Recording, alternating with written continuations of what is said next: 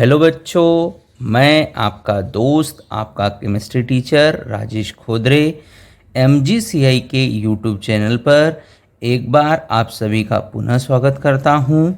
इस वीडियो में हम एल्केन निर्माण की विधियां तथा उनके रासायनिक गुणों के बारे में बात करने जा रहे हैं। इससे पहले वाला जो हमारा वीडियो था वो हाइड्रोकार्बन तथा एल्केन की सामान्य जानकारी के ऊपर था। ठीक, अब हम इस वीडियो को स्टार्ट करते हैं। हमारा यह वीडियो हिंदी तथा इंग्लिश दोनों ही मीडियम के छात्रों के लिए हेल्प करता है। तो आइए जल्दी से हम स्टार्ट करें। एल्केन निर्माण की विधियां, method of preparation of alkene.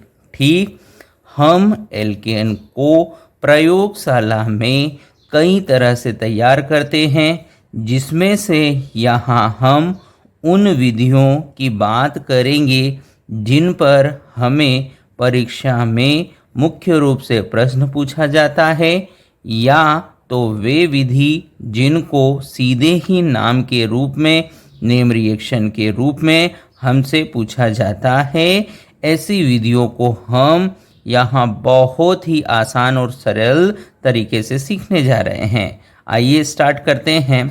तो हम एल्केन निर्माण की पहली विधि के रूप में असंतृप्त हाइड्रोकार्बन के अपचयन द्वारा काम करेंगे, जिसको हम इंग्लिश में रिडक्शन ऑफ अनसैचुरेटेड हाइड्रोकार्बन। ठीक, तो किसी भी तरह का हमें जो असंतृप्त हाइड्रोकार्बन दिया जाएगा, जैसे कि एल्कीन या एल्केन, उसका हम अपचयन कराएंगे। अपचयन मतलब उस असंतृप्त के साथ हाइड्रोजन का योग करना है। ठीक, किंतु अपचयन करने के लिए हमें कुछ अपचायक चाहिए। वे अपचायक हैं निकल, पीटी, पीडी, जिसको हम कुछ ताप रखकर ये काम कराएंगे। ठीक, तो हम असंतृप्त हाइड्रोकार्बन का अपचयन निकल, पीटी, पीडी के साथ 300 से 400 डिग्री सेल्सियस ताप लेकर कराते हैं, तो हमारा असंतृप्त हाइड्रोकार्बन संतृप्त हाइड्रोकार्बन में बदल जाता है। संतृप्त हाइड्रोकार्बन मतलब एल्केन। ठीक, स्टार्ट करते हैं अपना काम। यहाँ हमारे पास एक द्विबंधित हाइड्रोकार्बन है, जिसको हम एल्कीन कहते हैं। ठीक, हमें नीचे वाली रिएक्शन में एक पुनः असंतृप्त हाइड्रोकार्बन दिख रहा है, किंतु यह त्रिबंधित हाइड्रोकार्बन है, अर्थात एल्काइन। ठीक, तो हमने दोनों ही प्रकार का संतृप्त हाइड्रोकार्बन लिया है, एल्कीन भी और अल्काइन भी। ठीक, अब हमें एल्कीन का इन तीन में से किसी भी एक उत्प्रेरक की उपस्थिति में अपचयन कर एल्केन प्राप्त करना है। ठीक, तो हमने यहाँ से निकल लिया और निकल लेने पर ताप 400 डिग्री सेल्सियस लिया जाता है। ऐसा कर हमें यहाँ से अपचयन के लिए हाइड्रोजन मिलेगा, जिसको हम इस पाई बंध को तोड़कर दोनों ही कार्बन पर एक एक हाइड्रोजन जोड़ देते हैं। इस प्रकार हमें यहाँ उत्पाद के रूप में मिलने वाला जो हमारा पदार्थ है वो एल्केन है। ठीक, तो हमने एल्कीन का 2 हाइड्रोजन लेकर अपचयन कर एल्केन बनाया। ठीक, आगे बढ़े। अगला हमारा असंतृप्त हाइड्रोकार्बन अल्काइन है। अल्काइन का हम पुनः निकल उत्प्रेरक 400 डिग्री सेल्सियस ताप की उपस्थिति में 4 हाइड्रोजन लेकर यह काम को पूरा करते हैं। ठीक, तो अल्काइन के लिए हमें कितना हाइड्रोजन रखना है? 4, क्योंकि यहाँ से 2 पाई बंध तोड़ेंगे और इन कार्बनों पर दो दो हाइड्रोजन जोड़कर इस असंतृप्त को संतृप्त हाइड्रोकार्बन में बदला जाएगा। ठीक, तो एल्कीन के साथ 2 हाइड्रोजन जोड़कर, एल्काइन के साथ 4 हाइड्रोजन जोड़कर हम एल्केन प्राप्त करते हैं। ठीक, आगे बढ़े। जब हम उत्प्रेरक के रूप में निकल इस्तेमाल करते हैं तो उस अपचयन को एक विशेष नाम सावातियर सेंड्रेंस पुकारा जाता है। ठीक, तो निकल की उपस्थिति में होने वाला अपचयन सावातियर सेंड्रेंस कहलाता है। ठीक, किंतु पीटीपीडी के साथ ये नाम नहीं पढ़ते। इस विधि में मेथेन निर्माण नहीं किया जाता। ठीक, अब मैं एक और बात आपको कहने जा रहा हूं जो कि आपको इस अभिक्रिया को करने में बहुत ज़्यादा हेल्प करने वाली है। ठीक, तो हमें जब भी इस विधि से एल्केन बनाना है तो जितने कार्बन का असंतृप्त हाइड्रोकार्बन मिलेगा उतने ही कार्बन का चयन कर एल्केन बनाना है। ठीक, जैसे मान लो प्रोपीन दिया जाए तो अपचयन के बाद प्रोपेन मिलेगा। जैसे ब्यूटाइन दिया जाए तो अपचयन के बाद ब्यूटेन मिलेगा। कहने का तात्पर्य है अपचयन में कार्बन संख्या में कोई परिवर्तन नहीं आता, केवल पाई बंध सिग्मा बंधों में बदलते हैं। ठीक, अगली अभिक्रिया समझे। अगली है एल्किल हैलाइड द्वारा, जिसे हम एक विशेष नाम वुड्स अभिक्रिया के रूप में भी पढ़ते हैं, फ्रॉम एल्किल हैलाइड, जिसको हम वुड्स रिएक्शन के नाम से पढ़ते हैं।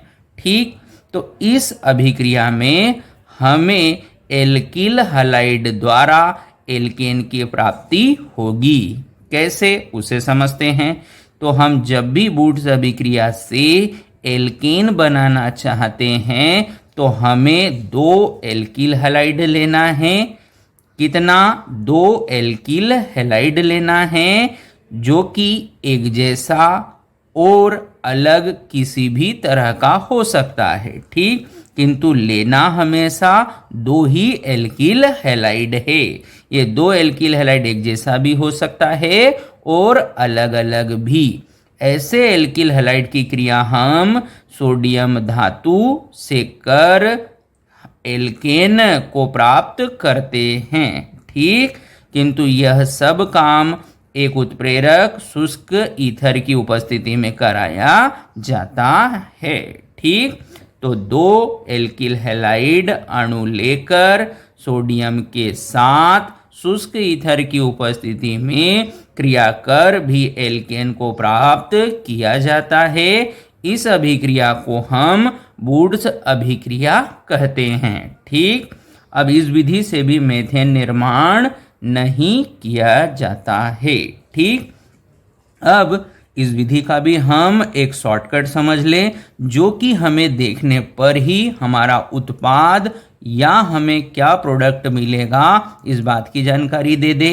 तो आइए देखें, जब भी हमें यहाँ एल्किल हैलाइड दोनों एक जैसे दिखें, ठीक, तो हमें एक एल्किल हैलाइड पर गोला लगाना है। ठीक, उस एल्किल हैलाइड में क्या गिनना है? कार्बन। जैसे हम यहाँ गिने तो हमें 1 कार्बन मिल रहा है। ठीक, अब एक और बात, यहाँ बच्चे गलती करते हैं कि वो क्लोरीन में भी कार्बन गिनते हैं, किंतु यह गलत है। क्लोरीन में कोई कार्बन नहीं होता। तो हमें यहाँ 1 कार्बन मिला, तो जो भी एल्किल हैलाइड में कार्बन है उसका डबल संख्या का कार्बन एल्केन में मिलेगा। ठीक, मतलब यहाँ 1, तो हमारा जो एल्केन उत्पाद बनेगा वो 2 कार्बन का अर्थात एथेन बनेगा। तो इस तरह हम वुड्स अभिक्रिया में जब दोनों ही एल्किल हैलाइड एक जैसे हो तो यहीं से हम इस अभिक्रिया का उत्पाद प्रोडक्ट पहचान सकते हैं, क्योंकि हमें कहा गया है जो भी इस एल्किल हैलाइड का कार्बन होगा उसके डबल कार्बन संख्या का एल्केन होगा। मान लो यहाँ हमें ब्यूटिल क्लोराइड मिलता तो हमारा यहाँ जो प्रोडक्ट उत्पाद होता वो ऑक्टेन होता, क्योंकि ब्यूटिल में 4 कार्बन और 4 का डबल 8। ठीक, आगे बढ़े। अगला जो हमारा रिएक्शन अभिक्रिया है वो है ग्रिग्नार्ड अभिकर्मक द्वारा फ्रॉम ग्रिग्नार्ड रिएजेंट। ठीक, पहले हम ग्रिग्नार्ड अभिकर्मक ग्रिग्नार्ड रिएजेंट का सूत्र जान ले। तो हम ग्रिग्नार्ड अभिकर्मक को RMgX से डिनोट करते हैं, जिसका हिंदी नाम एल्किल मैग्नीशियम हैलाइड, किंतु इंग्लिश में इसे अल्काइल मैग्नीशियम हैलाइड पढ़ा जाता है, जिसका फेमस नाम ग्रिग्नार्ड अभिकर्मक ग्रिग्नार्ड रिएजेंट होता है। यह भी एल्केन निर्माण में हमारी मदद करता है। ठीक, तो RMgX किसका संकेत है? ग्रिग्नार्ड अभिकर्मक का। ऐसा ग्रिग्नार्ड अभिकर्मक उन यौगिकों के साथ क्रिया कर एल्केन बनाता है जिनमें सक्रिय हाइड्रोजन हो। ठीक, तो ग्रिग्नार्ड अभिकर्मक सक्रिय हाइड्रोजन युक्त यौगिकों से क्रिया कर एल्केन बनाकर देता है। ठीक, और सक्रिय हाइड्रोजन वह हाइड्रोजन जो फोन से जुड़ा हो। किससे जुड़ा हो? फोन से। फोन मतलब फ्लोरीन, ऑक्सीजन, नाइट्रोजन से डायरेक्ट जुड़ा हाइड्रोजन सक्रिय हाइड्रोजन कहलाता है, और सक्रिय हाइड्रोजन युक्त यौगिकों से ग्रिग्नार्ड क्रिया कर एल्केन बनाता है। ठीक, तो यहाँ हमने RMgX लिखा, HF, जहाँ HF में सक्रिय हाइड्रोजन हमें दिख रहा है। ऐसा कर हमें यह जो ग्रिग्नार्ड अभिकर्मक का R है और इधर जो सक्रिय हाइड्रोजन है, इन दोनों को जोड़कर हमेशा एल्केन मिलेगा। ठीक, तो अब हम जल्दी से इस R की जगह कोई अन्य एल्किल ले ले, जैसे CH3 लिया, यहाँ मैग्नीशियम, यहाँ हेलोजन Cl और जल के साथ क्रिया कराई। तो हमें मालूम है कि ग्रिग्नार्ड का एल्किल भाग और इधर से सक्रिय हाइड्रोजन मिलकर हमें एल्केन देंगे। ठीक, तो इस अभिक्रिया के लिए भी उत्पाद प्रोडक्ट को पहचानना बहुत आसान है। कैसे? जो भी ग्रिग्नार्ड अभिकर्मक का एल्किल कार्बन होगा उसी कार्बन संख्या में एल्केन मिलेगा। ठीक, तो बहुत आसानी से हम अपना काम पूरा कर सकते हैं, जैसे कि आपने 3 अभिक्रियाओं में सीखा। जल्दी से हम कुछ और एल्केन निर्माण की विधियों को समझें। चलते हैं आगे। अगला है हमारे पास कार्बोनिल यौगिक के द्वारा हमें एल्केन निर्माण देखना है। तो कार्बोनिल यौगिक अर्थात जिनका क्रियात्मक समूह CO हो। ठीक, ऐसा हमारे पास एल्डिहाइड व कीटोन होता है, तो हम एल्डिहाइड व कीटोन द्वारा भी एल्केन को निर्मित कर सकते हैं। ठीक, तो एल्डिहाइड कीटोन द्वारा 2 मुख्य अपचयन की मदद से एल्केन को निर्मित किया जाता है, जो कि अब तक हमें कई एग्जामों में पूछा जा चुका है। ठीक, पहला अपचयन है क्लेमेंसन अपचयन, बाय क्लेमेंसन रिडक्शन। यह रिडक्शन हम एक विशेष प्रकार के अपचायक को लेकर करते हैं, जो कि है जिंक अमलगम HCl। ठीक, तो एल्डिहाइड व कीटोन का जब अपचयन जिंक अमलगम HCl की उपस्थिति में कराया जाता है तो इस अपचयन को क्लेमेंसन अपचयन पढ़ा जाता है। ठीक, तो यहाँ से प्रश्न इस क्लेमेंसन अपचयन के अपचायक के लिए भी पूछा जा सकता है, या यह अपचायक किस प्रकार का अपचयन करता है, इस बात को भी प्रश्न बनाकर क्वेश्चन के रूप में हमसे पूछा जा सकता है। ठीक, कैसे इस अपचयन से हम एल्केन तैयार करते हैं, इस बात को जल्दी से यहाँ से सीखें। ठीक, तो मेरे पास मेथेनल और एक प्रोपेनॉन अर्थात एक एल्डिहाइड और एक कीटोन है। एल्डिहाइड कीटोन का जब हम जिंक अमलगम HCl लेकर अपचयन करते हैं तो यह काम हम 4 हाइड्रोजन के साथ करते हैं। इन 4 हाइड्रोजन में से 2 हाइड्रोजन का काम है इस ऑक्सीजन को हटाना। तो 4 में से 2 हाइड्रोजन द्वारा इस ऑक्सीजन को जल के रूप में बाहर करा दिया गया। बचे 2 हाइड्रोजन यहाँ जुड़कर हमें एल्केन देते हैं। ठीक, इस तरह मेथेनल से मेथेन को प्राप्त किया। ठीक, अब यहाँ कीटोन में भी यही काम हुआ। 4 हाइड्रोजन था जिसमें से 2 हाइड्रोजन ऑक्सीजन के साथ क्रिया कर जल बनाकर उसको हटाते हैं। अन्य 2 हाइड्रोजन यहाँ जुड़कर हमें एक बार पुनः एल्केन निर्माण कर देते हैं। ठीक, इस तरह हमें जिंक अमलगम HCl लेकर एल्डिहाइड कीटोन के साथ 4 हाइड्रोजन रखकर एल्केन बनाना है। यहाँ भी एक बात और आपको बता दूं जो कि आपको अभिक्रिया के अभिकारक देखकर ही उत्पाद को बता सकते हैं।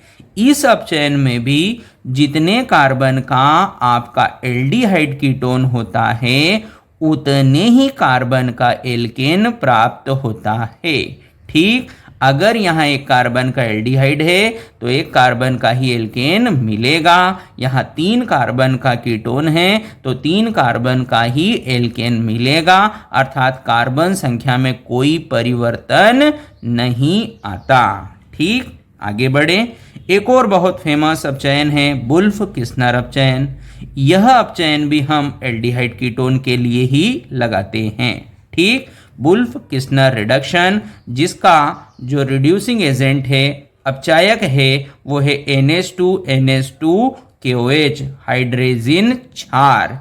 यह अपचयन हम हाइड्रोजन क्षार की उपस्थिति में करते हैं। ठीक, तो हाइड्रोजन क्षार की उपस्थिति में होने वाला एल्डिहाइड व कीटोन का अपचयन वुल्फ-किस्नर अपचयन कहलाता है। इस अपचयन में भी हमें कार्बन की संख्या में कोई परिवर्तन नहीं मिलता, अर्थात जितने कार्बन का एल्डिहाइड कीटोन लिया जाता है उतने ही कार्बन का एल्केन मिलता है। तो हमें केवल इन अपचायकों को पहचान कर अपना काम पूरा करना है। ठीक, चलें आगे। अगली जो विधि है वो है ड्यूमा विधि, ड्यूमा मेथड। इसको हम बी कार्बोक्सिलीकरण या डी कार्बोक्सिलेशन भी कहते हैं क्योंकि यहाँ हमें कार्बोक्सिल समूह का विलोपन मिलता है, अर्थात COO समूह यहाँ से अभिक्रिया के दौरान निकलता है। ठीक, तो ड्यूमा विधि में हम वसी अम्लों के सोडियम व पोटेशियम लवण की क्रिया सोडा लाइम से कराते हैं। ठीक, salt of sodium and potassium of carboxylic acid react with soda lime. ठीक, सोडा लाइम का फॉर्मूला होता है 3 part of NaOH and 1 part of COO का मिश्रण सोडा लाइम कहलाता है। ठीक, तो यहाँ हमने सोडियम सॉल्ट लिया जिसकी क्रिया सोडा लाइम से कराई और ऐसा कर हम एल्केन और सोडियम कार्बोनेट बनाते हैं। ठीक, तो हमें यहाँ जो अम्लों का सोडियम या पोटेशियम लवण की क्रिया सोडा लाइम से कर एल्केन बनाना है। इस विधि इस मेथड में एक बहुत ही इंपॉर्टेंट बात यह याद रखना है कि इस विधि में जो भी हमारे पास सोडियम सॉल्ट है इस सोडियम साल्ट में जितना भी कार्बन है उससे एक कम कार्बन का हमें एल्केन प्राप्त होता है, अर्थात इस मेथड इस रिएक्शन में हमें पहले से कार्बन संख्या एक कम होकर मिलती है, अर्थात यह अभिक्रिया कार्बन संख्या कम करने वाली है। ठीक, तो जो भी इस सॉल्ट में कार्बन है उससे एक कम कार्बन का एल्केन मिलता है जिसको हम सीधे ही इस अभिकारक से पहचान सकते हैं। जैसे हमारे पास यहाँ है सोडियम एसीटेट जिसमें 2 कार्बन हैं, तो हमें जो एल्केन मिलेगा वो 1 कार्बन का होगा अर्थात मीथेन होगा। इस तरह हमें इन अभिक्रियाओं के लिए काम करना है। तो आपको एल्केन निर्माण की कुछ विधियां बताई गई जिसको आप पहले स्क्रीनशॉट लेकर अपने पास रख लें और फिर उनको इस वीडियो के माध्यम से अच्छे से समझें। धन्यवाद।